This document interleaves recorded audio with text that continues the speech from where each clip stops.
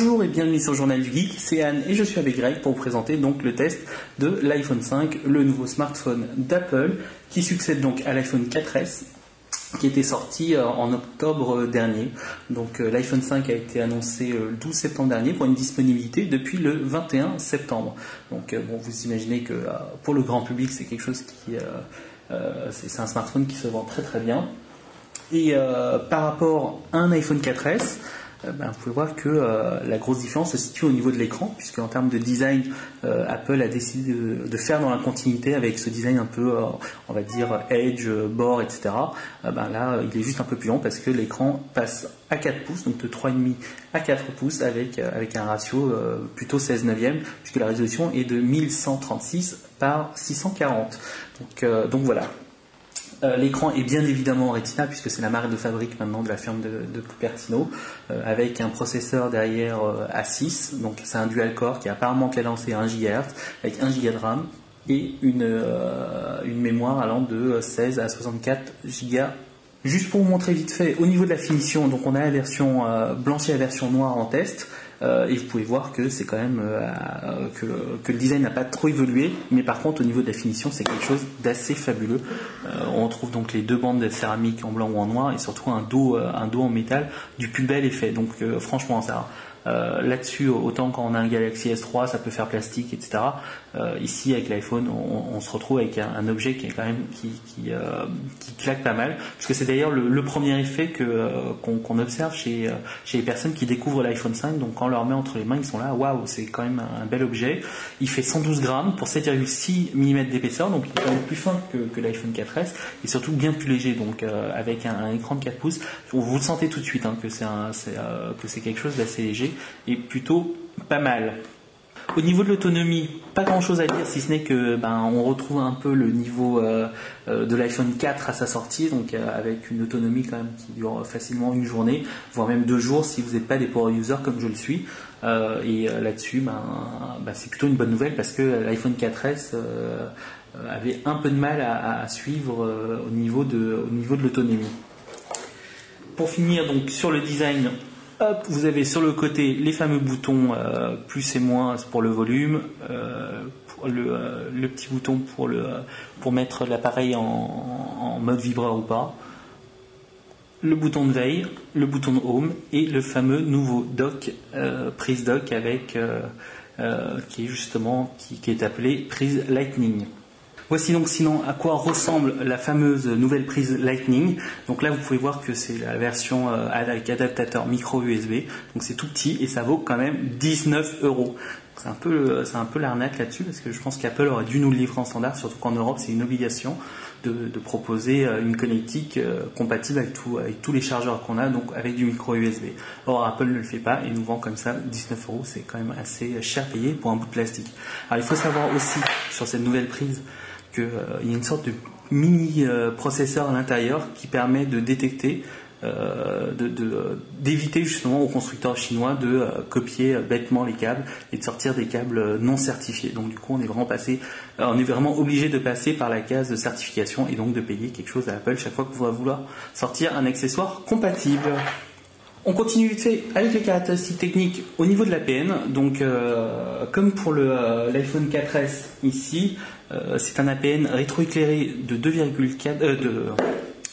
8 mégapixels avec un objectif qui ouvre à f2.4. Donc du coup, il est un peu meilleur en termes de sensibilité, ce qui vous permettra d'avoir des résultats un tout petit peu mieux, un tout petit peu meilleur par rapport à ce que propose l'iPhone 4S dans des situations de faible luminosité. Au niveau de la caméra visio, on passe maintenant à du 1,2 mégapixels, donc ce qui vous permettra de faire de la visio, donc avec du FaceTime ou du Skype en 720p.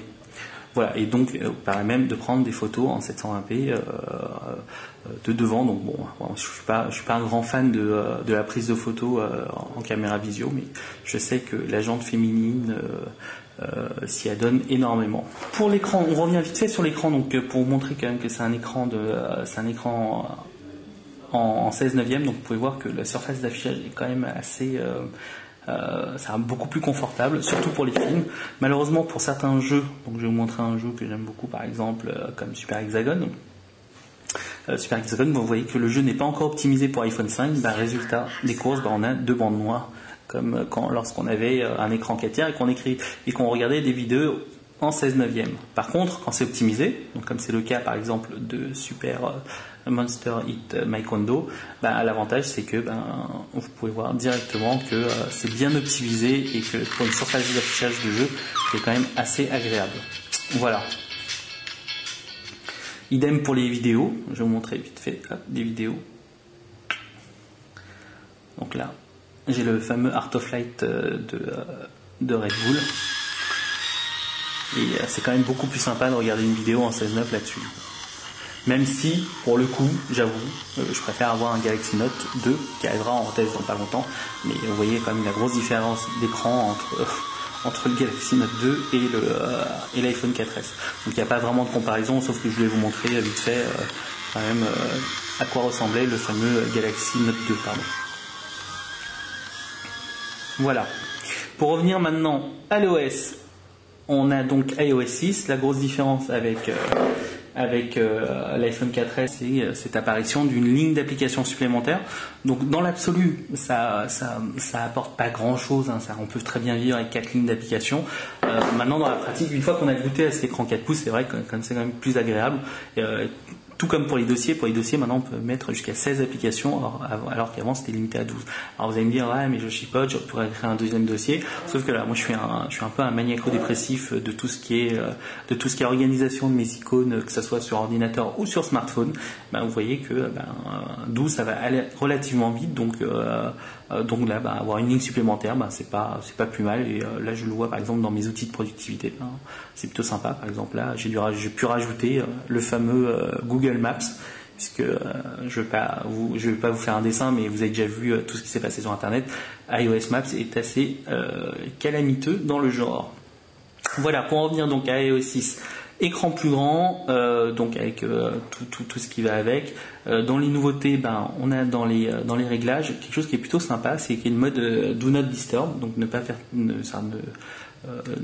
pas déranger en français, qui vous permet donc de couper en fait toutes les alertes quand vous êtes en réunion, quand vous dormez ou je sais pas quoi. Et un peu comme sur BlackBerry, vous entrez dans le menu spécifique Do Not Disturb ici, donc ne pas déranger, et vous pourrez mettre un planning aussi. Donc c'est-à-dire que par exemple vous pouvez désactiver tout ce qui est alarme, alerte, etc. Par exemple de 10h du soir à 7h du matin. Donc ce qui est pas plus mal. Et permettre en plus ici, comme vous le voyez, vous pouvez permettre quand même les appels depuis vos personnes favorites, etc. Donc c'est un petit plus. Dans l'ensemble, iOS 6 c'est un peu ça, c'est-à-dire que effectivement Apple nous a vendu comme quoi il y avait 200 nouveautés. Bon, il y a vraiment 200 nouveautés, comme ici la barre qui est maintenant bleue alors qu'elle était noire avant. Quand on rentre dans les menus de configuration, c'est pas la révolution non plus, mais c'est des petites choses qui simplifient la vie et qui permettent des choses plutôt sympas. En termes de performance, vous allez le voir avec les screenshots, il faut dire que Safari sur iOS est plutôt rapide puisqu'il fait un score de moins de 1000.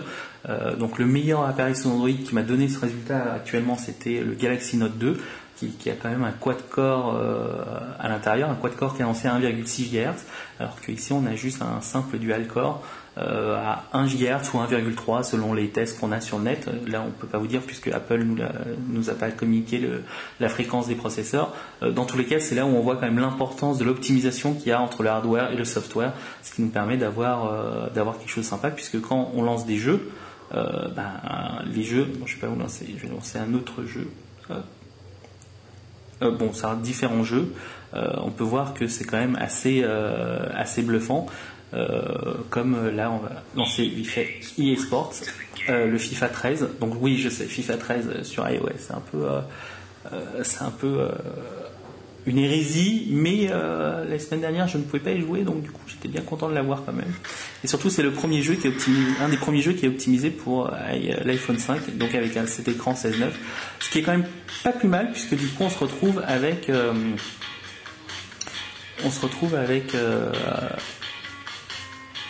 les contrôles sur le côté, et comme l'écran est en 16:9, c'est quand même plus facile que sur l'écran de l'iPhone 4S. Voilà. petite chose aussi sur FIFA 13 et qui est pas mal, c'est que sur FIFA 13, vous pouvez installer votre jeu sur votre iPad et vous servir de l'iPhone 5 ou de l'iPhone 4S comme d'une manette. Donc c'est plutôt sympa. Et voilà. Donc avant de conclure, des petites choses que je vais vous montrer en plus. Hein. Donc par exemple dans Spotify, vous pouvez voir que les deux fameuses bandes noires, sinon ça marche comme d'habitude, là il n'y a pas de souci.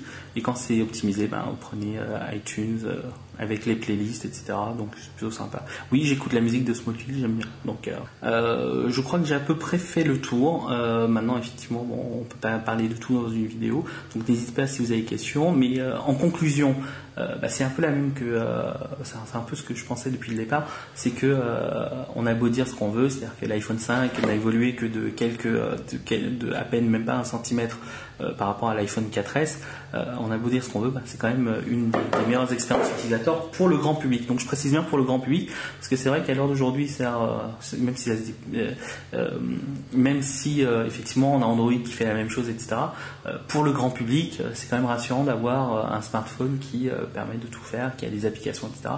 et qui est quand même pas trop désagréable à l'utilisation de tous les jours. Donc certes, avec Android, on peut faire des choses, on peut faire du drag and drop, on peut installer ce qu'on veut, etc. C'est pas plus mal. Et on fait la même chose que se fait l'iPhone, sauf que maintenant, pour le grand public, c'est quand même plutôt rassurant d'avoir quelque chose de bien fermé, où tout est intégré et à la fois au niveau de l'écosystème et au niveau du hardware. Donc voilà, donc c'est effectivement, comme dit Apple, le meilleur iPhone à ce jour. Donc c'était pas dur, puisque il y a eu le premier, il y a eu le 3G, 3GS, puis le 4, 4S et enfin le 5. Et forcément, à chaque fois, Apple gomme les défauts du précédent pour rajouter un peu plus. L'écran de 4 pouces, ça, dans l'absolu, on n'en a pas besoin, mais maintenant, une fois qu'on y a goûté, c'est vrai que c'est un peu... j'avoue que c'est quand même quelque chose qui est plutôt sympa une fois qu'on y a goûté, puisqu'on va pouvoir lire plus de choses. Donc le seul inconvénient concerne effectivement Google Maps. Donc on ne comprend pas trop pourquoi Apple a décidé de se passer de Google Maps quand on voit que l'OS Maps n'est pas si précis que ça. Donc il a fallu... je sais que forcément, il y a des couacs. On sait tous qu'il y a des couacs avec iOS.